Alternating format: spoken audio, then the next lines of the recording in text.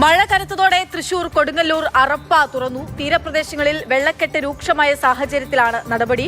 തീരപ്രദേശത്തെ വെള്ളം കടലിലേക്ക് ഒഴുക്കിവിടുന്നതിനായാണ് അറപ്പ തുറക്കുന്നത്. അതായത് തീരപ്രദേശത്ത് വെള്ളക്കെട്ട് രൂക്ഷമായതോടെയാണ് ഇങ്ങനൊരു നടപടി ഉണ്ടാകുന്നത്. അറപ്പ തുറന്നുവിട്ടുകൊണ്ട് കടലിലേക്ക് വെള്ളം ഒഴുക്കിവിടാനുള്ള ശ്രമമാണ് നടക്കുന്നത്. MS ലിഷോയ് വിവരങ്ങളുമായിട്ടുണ്ട്. ലിഷോ, എങ്ങനെയാണ് ഇതിന്റെ ക്രമീകരണം? വലിയ വെള്ളക്കെട്ടാണ് ഉണ്ടായിരിക്കുന്നത്.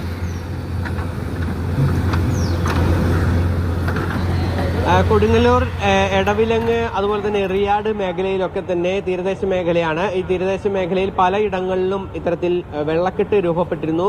വീടുകളിലേക്ക് ഉൾപ്പെടെ വെള്ളം കയറുന്ന ഒരു സാഹചര്യമായിരുന്നു അവിടെ ഉണ്ടായിരുന്നത്. മാത്രമല്ല ജലസ്രോതസ്സുകൾ ഉൾപ്പെടെ മലിനമാകുന്ന തരത്തിലേക്ക് വെള്ളം ഉയർന്നിരുന്നു. ആ ഒരു ഘട്ടത്തിലാണ് കടലിലേക്ക് ഈ വെള്ളം, ഇവിടെ നിന്നുള്ള വെള്ളം ഒഴുക്കിവിടാനായി അറപ്പ തുറന്നത്.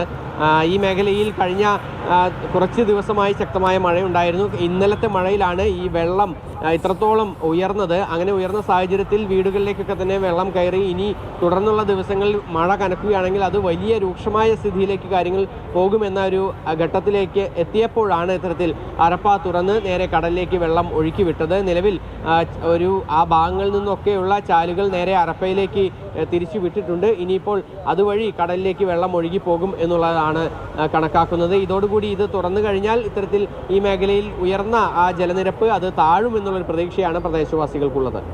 ശരി.